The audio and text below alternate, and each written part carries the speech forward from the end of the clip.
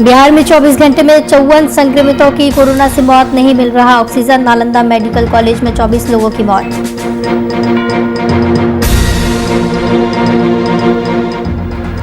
UP में oxygen आपूर्ति को लेकर प्रशासन सख्त। सोनभद्र में डीएम ने बंद ऑक्सीजन प्लांट को किया दौरा। प्लांट शुरू करने में आ रही दिक्कतों के बारे में दी जानकारी।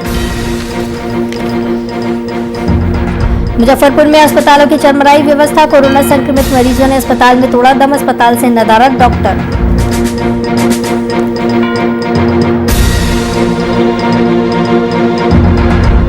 भागलपुर के नाथनगर थाना क्षेत्र में बम विस्फोट में एक युवक जख्मी। पेड़ पर लगा गया घातक बम। पूरे इलाके में फैली दहशत।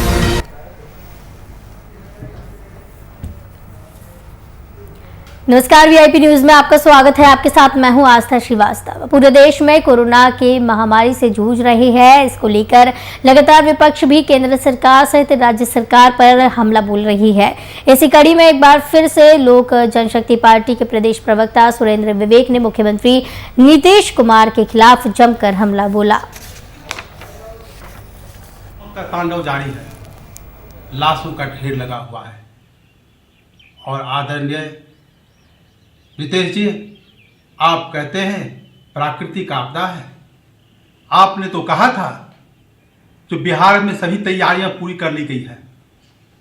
बिहार के अस्पतालों में बेड की कमी नहीं है, ऑक्सीजन पर्याप्त है, दवा की उपलब्धता है। आज क्या हो गया माननीय नीतीश जी? आज बिहार की जनता तड़प रही है। बिहार की जनता असमय निधन हो रहा है। आज बिहार की जनता दवा के लिए, ऑक्सीजन के लिए, अस्पताल में भर्ती होने के लिए बिहार की जनता तड़प रही है। जिस बिहार की जनता मालिक ने आपको मुख्यमंत्री की कुर्सी पर बैठाई। अररिया के फारबिसगंज में बढ़ते कोविड संक्रमण को लेकर सरकार ने कई गाइडलाइंस जारी की हैं। इन गाइडलाइंस को पालन कराने के लिए डीएम प्रशांत कुमार, एसपी हृदयकांत ने खुद बाजार में निकलकर दुकानदारों को सख्त हिदायत देते हुए नजर आए। भीड़ लगने वाली जगहों से फुटकर दुकानदारों को हटाया गया और इस दौरान लोगों में भी हड़बड़ी देखने को मिली।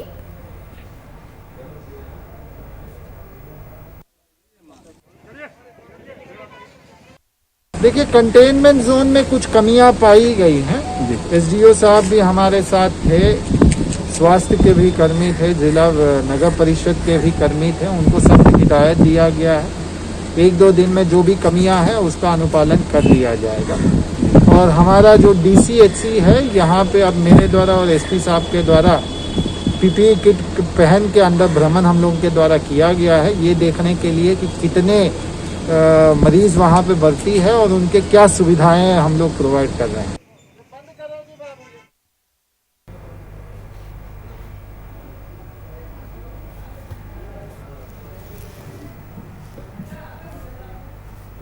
देश में 24 घंटों के दौरान 3.14 लाख से अधिक कोरोना के नए मामले दर्ज किए गए हैं। झारखंड में कोरोना महामारी का कहर जारी है। तो वहीं बीते 24 घंटे में कोरोना संक्रमण से 63 लोगों की मौत हुई है। साथ ही कोरोना पॉजिटिव मामलों की संख्या बढ़कर 5,741 पहुंच गई है। तो वहीं सिर्फ रांची में कोरोना संक्रमण से 15 लोगों की मौत हो चुकी है।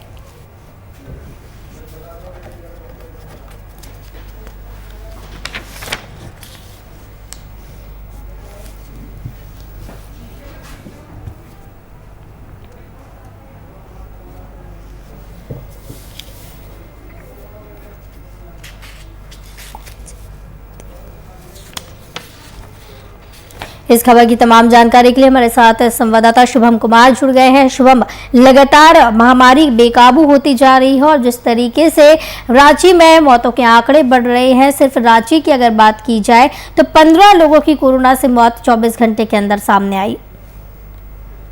बिल्कुल, देखिए जिस तरीका से कोरोना का जो दूसरा चरण है और कह सकते जो दूसरा स्ट्रेन है बहुत ही भयावह रूप लेता जा रहा है।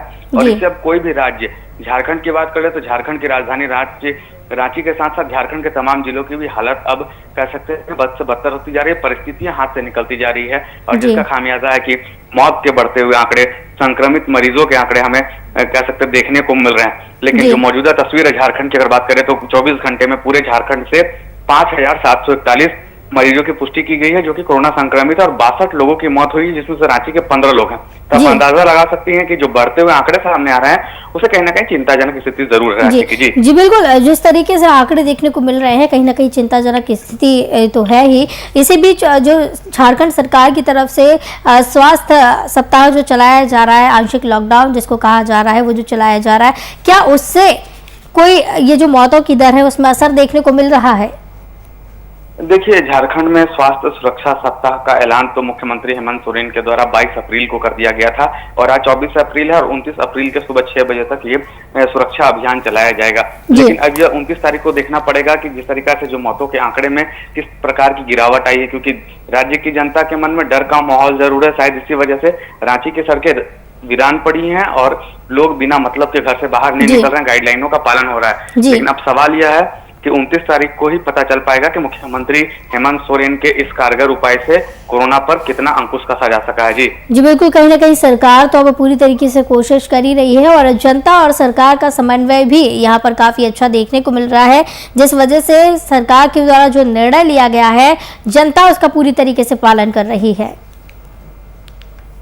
जी बिल्कुल, देखिए, मुख्यमंत्री हेमंत सोरेन ने तो साफ तौर पर राज्य की जनता से अपील भी किया है कि इस बार जो कोरोना के महामारी को देखते हुए राज्य की जनता से अपील किया उन्होंने कि कोरोना के बनाए गए प्रोटोकॉल का पालन करना है और अगर हम कह सकते हैं स्थितियां कंट्रोल में नहीं आई तो हो सकता तो इस पाबंदी को और दिनों तक बढ़ाने की आवश्यकता पड़ेगी। लेकिन मुख्यमंत्री हेमंत सोरेन ने साफ कह दिया है कि स्वास्थ्य के साथ जीविका भी जरूरी है, इसी वजह से कुछ रियायतों के साथ सुरक्षा सप्ताह का ऐलान किया गया था। 29 तारीख को सुबह 6 बजे ये समाप्त हो जाएगा और उस दिन सटीक और सही आकलन हम कर पाएंगे। जी बहुत बहुत धन्यवाद शुभम कुमार, संवाददाता हमारे साथ जुड़े थे इस खबर की तमाम जानकारी के लिए।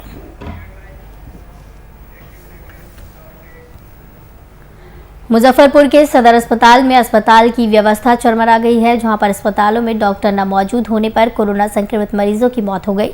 तो वहीं कई घंटों तक शव खुले में पड़े रहे। इस मामले पर एसीएमओ का कहना है कि बालेंद्र तिवारी कोरोना पॉजिटिव थे या नहीं, लेकिन उनकी मौत सदर अस्पताल में ही हुई है।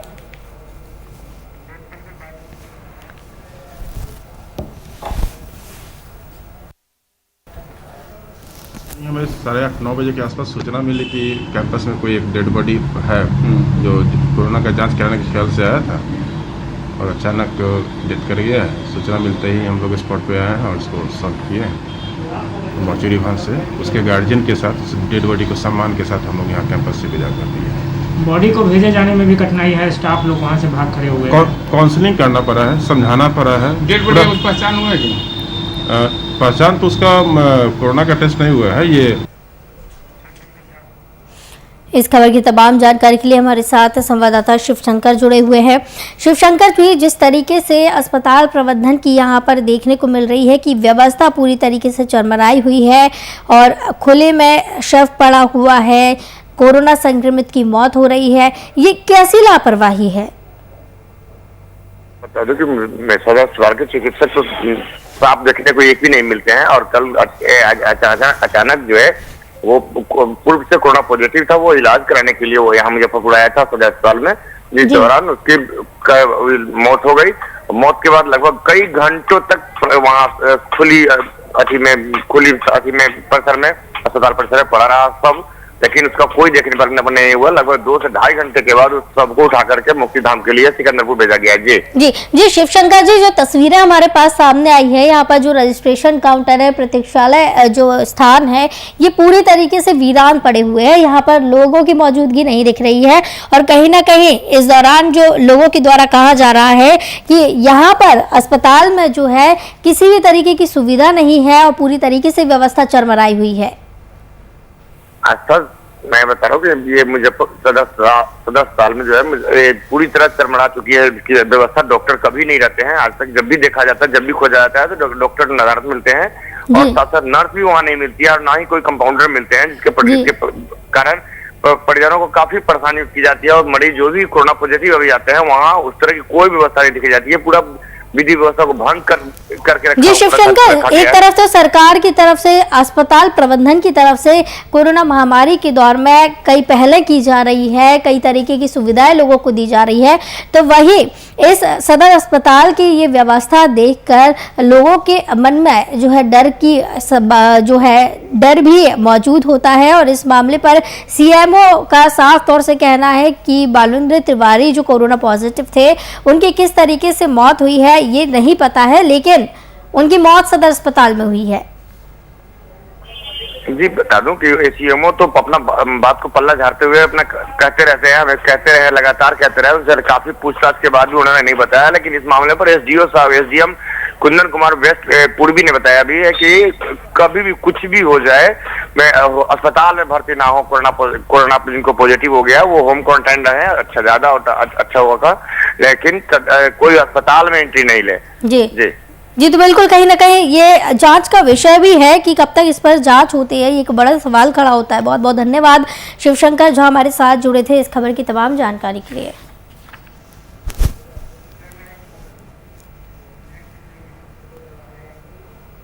कांग्रेस के वरिष्ठ नेता प्रवीण सिंह कुशवाहा ने कोरोना की बढ़ते संक्रमण को देखते हुए भागलपुर में गरीब परिवार लोगों के लिए भागलपुर में 3 हेल्प सेंटर बनवाए हैं, जिससे लोगों को अन्य प्राइवेट अस्पताल से आधे रेट पर दवाइयां दी जाएंगी और आधे रेट पर उनके परिस्थितियों को देखते हुए इलाज किया जाएगा। सबसे ज़्यादा चलन क्या है, 2-3 दवाइयाँ जो कोरोना में लगातार लिखी जा रही हैं, वो दवाइयाँ भी महंगे दर पे बाज़ार में उपलब्ध हैं। तो उन दवाइयों को हम इनके कंपनी से चाहते हैं कि आधे कीमत पे लोगों तक पहुंचाया जाए। आज सबसे ज़्यादा ज़रूरत जिन दवाइयों का है उसको एक तरह से कहिए कोरोना किट कह सकते हैं। तो मेडिकेशन के लिए, कोरोना के मेडिकेशन के लिए एक किट तैयार करके आधे कीमत पर उसको हम लोग बाज़ार में उपलब्ध कराएंगे और 3 जगह इसका सेंटर बनाएंगे, 3 मेडिकल हॉल।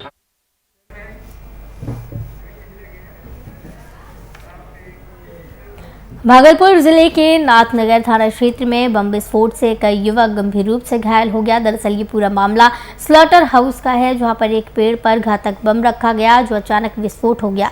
इससे एक राहगीर बम धमाका इतना जोरदार था कि पूरे इलाके में दहशत फैल गई है। इससे एक राहगीर की आपको बता दें कि जख्मी हो गया है। इस पूरे इलाके में दहशत फैली हुई है। नाथनगर थाना पुलिस सहित सिटी एसपी ने पूरे मामले की जांच कर रही है और लगातार इस पूरे मामले पर जांच की जा रही है। स्लॉटर हाउस का ये पूरा मामला बताया जा रहा है, जहां पर एक पेड़ पर घातक बम रखा गया था जो कि अचानक विस्फोट हो गया। हाउस के बारे में जानकारी मिली थी कि यहाँ एक पेड़ में छुपा करके बम रखा हुआ था जो अभी एक्सप्लोड हुआ है, उसी के बारे में हम लोग देख रहे हैं कि क्या था। तो क्या क्या बस यहाँ अजय हरी के घर पे एक बम रखा हुआ था पेड़ में, जिसके फटने से एक आदमी इंजर्ड हुआ था। इसके घर पे हमें एक खाली गोली, कुछ एल्यूमिनियम वायर और अन्य चीज़ों की भी तलाशी जा रही थी। सजना के गाछ के बीच में खोल जैसा था जिसमें कि रखा हुआ बम अचानक फट गया और उसके कारण बड़ी तेज़ी से गाछ भी गिरा और कई लोग छींटा बहुत दूर तक फैला, जिससे कि एक आदमी मिर्गियास चक का निवासी मोहम्मद इकराम, जिसका उम्र लगभग 35-37 साल है, वो बुरी तरीके से जख्मी हो गया। उसके बाएं तरफ पूरा आँख के बगल में पूरा कट गया। इस खबर की तमाम जानकारी के लिए हमारे साथ ब्यूरो चीफ राजीव पांडे जुड़े हुए हैं। राजीव जी, जिस तरीके से ये पूरा मामला सामने आया है नाथनगर थाना क्षेत्र का, बम विस्फोट से एक युवक गंभीर रूप से घायल हुआ है, ताजा जानकारी क्या कुछ है इस पूरे मामले की? एक तरफ कोरोना का कहर है, वहीं दूसरी तरफ जो है अपराधियों का बोलबाला है इस समय भागलपुर में। ये भागलपुर का नाथनगर का क्षेत्र है जहाँ की अपराधी जो है खुले रूप से घटना को अंजाम देते जा रहे हैं। अभी जो हाल वाली घटना है इसमें ये है कि बम एक गाछ में लटका कर रख दिया था और धूप पड़ने के बाद जो है ये बम विस्फोट हो गया, जिससे कि आने जाने वाले सड़क पर जो लोग थे उन्हें उसका छींटा पड़ा और वो घायल हो गए जी। तो ये सब दर्दनाक घटना जो है हमारे यहाँ नाथनगर क्षेत्र में जो है ये लगातार जारी है इस समय। जी लगातार जिस तरीके से यहाँ हौसले बुलंद दिख रहे हैं अपराधियों के और ये जो घटना को अंजाम दिया गया है बम की, तो किस मंशा से या फिर क्या कुछ बताया जा रहा है कि किस घटना को अंजाम देने की फिराक में अपराधी थे? चलिए, ऐसा लग रहा है इसको देखते हुए कि ये दहशत फैलाने के उद्देश्य से अपराधी वहां पर दहशत फैलाकर अपना बोलबाला, अपना वर्चस्व कायम करने के लिए जी। ऐसी घटनाओं को अंजाम दिया है। जी। ऐसे साफ जाहिर हो रहा है कि गाछ में लटका कर छोड़ देना, तो मीन्स ये है अगर वैसा रहता कुछ तो किसी के ऊपर चला देता जी। या किसी घर में जो है ये करता या डाका या कुछ भी अपराध कर सकता था, लेकिन ये दहशत फैलाने के लिए ही ऐसा किया गया यहाँ पर। जी, तो इस पूरे मामले पर अब पुलिस क्या कुछ कार्रवाई कर रही है? क्या पुलिस इस पूरे मामले की जांच कर रही है? अपराधियों को कब तक पकड़ लिया जाएगा? क्या कुछ पुलिस कार्रवाई कर रही है? वहाँ पर जैसे ही सूचना मिली इस घटना के होने की या बम विस्फोट की, तो वैसे ही तुरंत ही नाथनगर थाना क्षेत्र के पुलिस पदाधिकारी साथ ही एएसपी भागलपुर वो तुरंत ही घटनास्थल पर वहां पहुंचे और उन्होंने आशा जताई है कि इस घटना का उद्भेदन कर लिया जाएगा और अविलंब जो है अपराधी गिरफ्त में आएंगे पुलिस के। जी जी, बहुत बहुत धन्यवाद राजीव पांडे, ब्यूरो चीफ हमारे साथ जुड़े थे इस खबर की तमाम जानकारी के लिए। तो जिस तरीके से अपराधियों के हौसले बुलंद दिखाई दे रहे हैं, बेखौफ अपराधी यहाँ पर दिख रहे हैं, तो कहीं ना कहीं अपना वर्चस्व कायम करने के लिए लगातार इस तरीके की वारदात को अपराधी अंजाम देते जा रहे हैं। ये जो नाथनगर थाना क्षेत्र से मामला सामने आया है, इस दौरान एक पेड़ पर बम को लटका दिया गया है और बम विस्फोट से एक युवक गंभीर रूप से घायल हो गया। इस पूरे मामले की पुलिस जाँच कर रही है।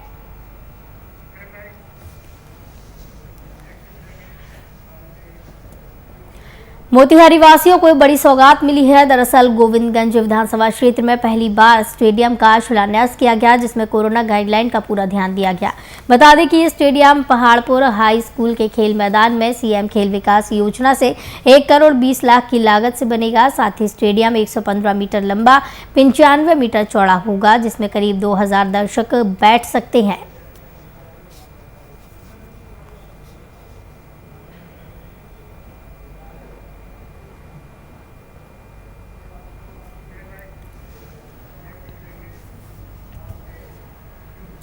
देश में कोरोना संक्रमित मरीजों की संख्या में तेजी से इजाफा हो रहा है। कोरोना का नया स्ट्रेन पहले से काफी खतरनाक साबित हो रहा है।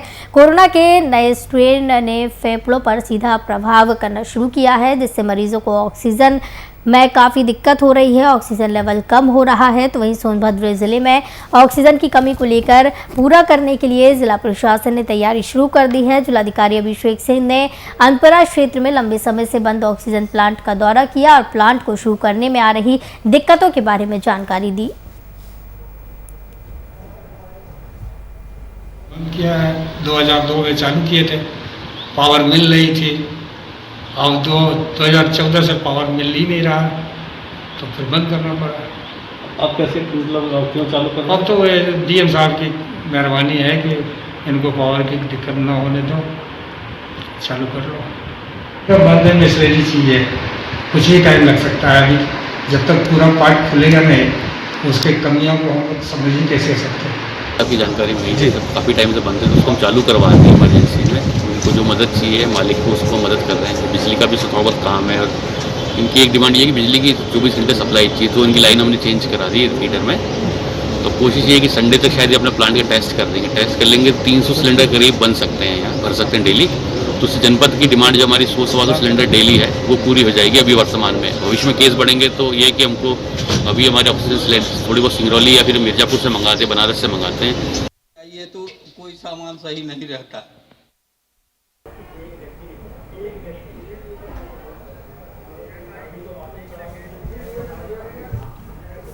फिरोजाबाद का एक सरेआम फायरिंग का वीडियो सोशल मीडिया पर तेजी से वायरल हो रहा है। दरअसल ये पूरा मामला दुधियारी खेड़े का है, जहां पर सरेआम कानून की धज्जियां उड़ाई जा रही है। ऐसे वायरल वीडियो में आचार संहिता का उल्लंघन साफ तौर पर देखा जा रहा है। इस मामले में क्षेत्राधिकारी शिकोहाबाद ने मामले में संज्ञान लिया।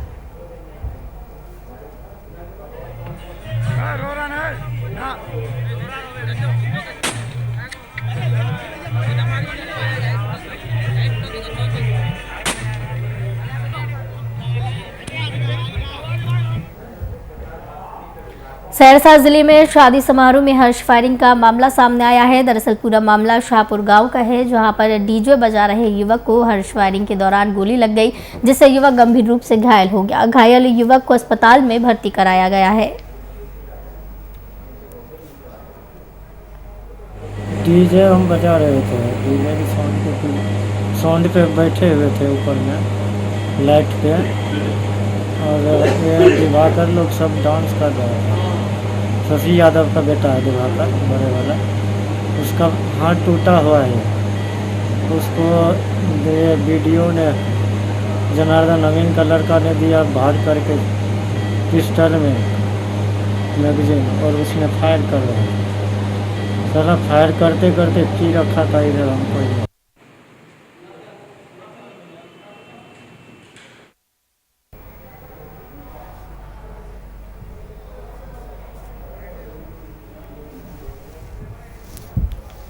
आपको बता दें कि हर्ष फायरिंग का वीडियो सामने आया है। इस दौरान आचार संहिता की भी धज्जियां उड़ाई गई हैं, कानून की धज्जियां उड़ाई गई हैं। ये पूरा जो मामला देखने को मिला है, फिरोजाबाद का ये पूरा मामला देखने को मिला है। इस मामले पर क्षेत्राधिकारी शिकोह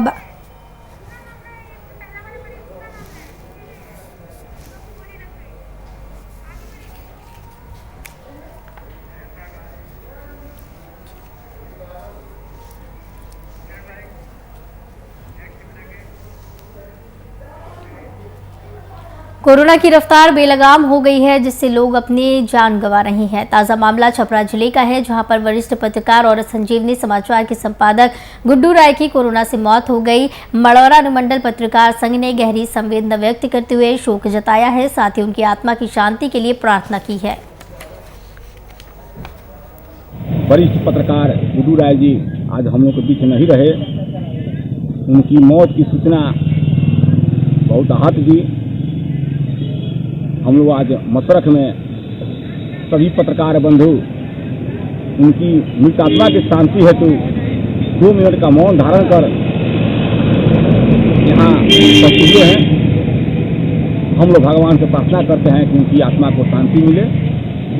भगवान इसको दुख की घड़ी में उनकी परिजन को धैर्य ढाढ़स बढ़ाएं। वरिष्ठ पत्रकार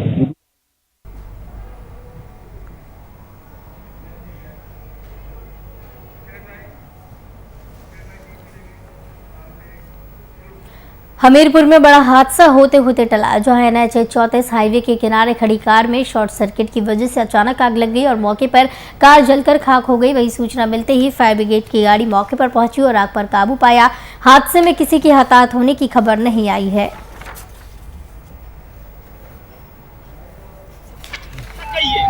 आधे घंटे से ऊपर हो गया, ये फायर ब्रिगेड हमारे सामने खड़ी हो गई है। एक बूंद पानी नहीं पड़ा इस गाड़ी पे। यार पूछ जाए, सभी ग्रामीण आ चुके हैं, हमीरपुर वासी भी आ चुके हैं, लेकिन एक बूंद पानी इस गाड़ी में नहीं पड़ पाया है।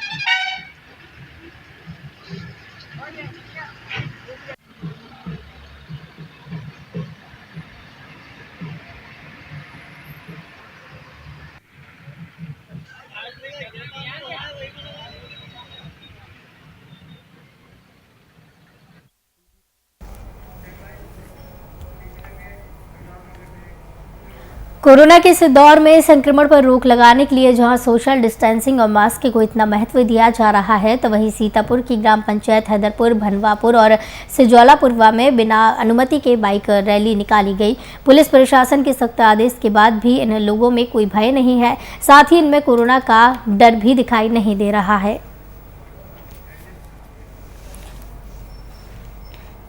आपको बता दें कि लगातार कोरोना के मामले बढ़ते जा रहे हैं, लेकिन इसी बीच सीतापुर से ये मामला सामने आया है, जहां पर ग्राम पंचायत हैदरपुर, भनवापुर और सिजौलापुरवा में बिना अनुमति के बाइक रैली निकाली गई है। यहां पर किसी को भी कोरोना का डर नहीं सता रहा है, साथ ही कोरोना गाइडलाइन की धज्जियां उड़ाई गई हैं। इस दौरान लोगों में कोरोना का डर बिल्कुल नहीं दिख रहा है। जिस तरह से लगातार मामले बढ़ रहे हैं, आंकड़े बढ़ते जा रहे हैं, इसी बीच इस तरीके से बाइक रैली निकाली गई है। सोशल डिस्टेंसिंग का यहाँ पर पालन नहीं किया जा रहा है। बढ़ते कोरोना संक्रमण को लेकर अधिकांश प्राइवेट क्लिनिक को बंद कर दिया गया है, तो वहीं कोरोना महामारी के संक्रमण को देखते हुए IMS सचिव संदीप लाल ने एक वीडियो जारी किया है, जहां उन्होंने शहर के सभी चिकित्सक से अनुरोध किया है कि सारी प्राइवेट क्लिनिक खोलकर गरीबों को सुविधा उपलब्ध कराई जाए।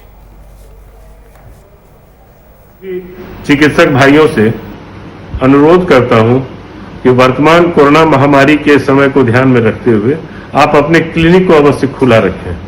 कृपया अपने क्लिनिक को बंद न करें। जो भी कोविड प्रोटोकॉल है, मास्क लगाना, सैनिटाइज करना, दूरी मेंटेन करना, वो सब करें। अपना जान की सुरक्षा, अपने कर्मचारियों के जान की सुरक्षा एवं मरीजों के जान के हित को ध्यान में रखते हुए कार्य अवश्य करें एवं क्लिनिक बंद न करें। यह हमारा विनम्र अनुरोध है आप सभी से। आपको बता दें, भागलपुर से ये पूरा मामला देखने को मिल रहा है, जहां पर बढ़ते संक्रमण को लेकर अधिकांश प्राइवेट क्लिनिक को बंद कर दिया गया है। कोरोना महामारी के संक्रमण को देखते हुए आईएमए सचिव संदीप लाल ने भी एक वीडियो जारी किया है।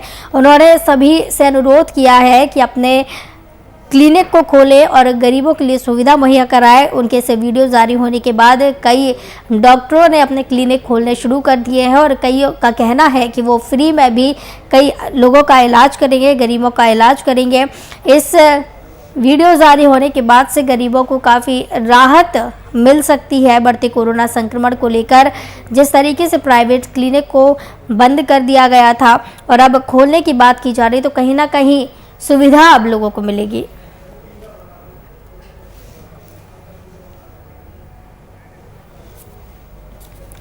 लगातार कोरोना संक्रमण के मामले बढ़ते जा रहे हैं, आंकड़ों में लगातार उछाल देखने को मिल रहा है। सभी लोग, जनता हो या फिर सरकार हो, इस पूरे मामले पर जागरूक दिख रही है। सरकार की तरफ से भी तमाम प्रयास किए जा रहे हैं कि कोविड-19 से जितने भी मामले सामने आ रहे हैं या तो उन्हें कम किया जाए और किसी भी तरीके से उन्हें कंट्रोल में रखा जाए, सुविधा लोगों को मुहैया कराई जाए। कई अस्पताल ऐसे हैं जहां पर लोगों को फ्री में इलाज मुहैया कराया जा रहा है। तो इसी बीच में प्राइवेट क्लिनिक को बंद कर दिया गया था। कोरोना महामारी के संक्रमण को देखते हुए आईएमए सचिव संदीप लाल ने एक वीडियो जारी किया है और इस दौरान उनके द्वारा कहा गया है कि प्राइवेट अस्पतालों को खोला जाए, प्राइवेट क्लिनिकों को खोला जाए। बिहार में कोरोना वायरस लगातार कहर बरपा रहा है। बीते दिन 12,000 से ज्यादा नए पॉजिटिव केस सामने आए हैं। इस महामारी के बढ़ते संक्रमण को देखते हुए सीएम नीतीश ने एक बड़ा ऐलान किया। उन्होंने ट्वीट किया है कि इंदिरा गांधी आयुर्विज्ञान संस्थान यानी IGIMS पटना में सभी कोविड-19 के मरीजों का इलाज मुफ्त में किया जाएगा। सभी मेडिकल सेवा और दवाओं पर हुए खर्च का वहन प्रदेश सरकार करेगी। कोरोना संक्रमण की दूसरी लहर को नियंत्रित करने के मकसद से झारखंड में स्वास्थ्य सुरक्षा सप्ताह के नाम पर रियायत लॉकडाउन जारी किया गया है। ये 29 अप्रैल की सुबह 6 बजे तक जारी रहेगा। सीएम हेमंत सोरेन ने इसकी घोषणा करते हुए कहा था कि सरकार जीवन और जीविका दोनों पर ध्यान रख रही है। इसे ध्यान में रखते हुए पाबंदियों के साथ ही रियायत भी है। स्वास्थ्य सुरक्षा सप्ताह की घोषणा करते हुए ये तय किया गया है कि लोग घरों में ही रहें। बढ़ते संक्रमण के मद्देनजर रिम्स में MBBS फाइनल ईयर की परीक्षा 3 मई से निर्धारित की गई थी। कोरोना को देखते हुए राज्य सरकार के निर्देश के बाद रांची विश्वविद्यालय ने सभी तरह की ऑफलाइन परीक्षा स्थगित कर दी थी।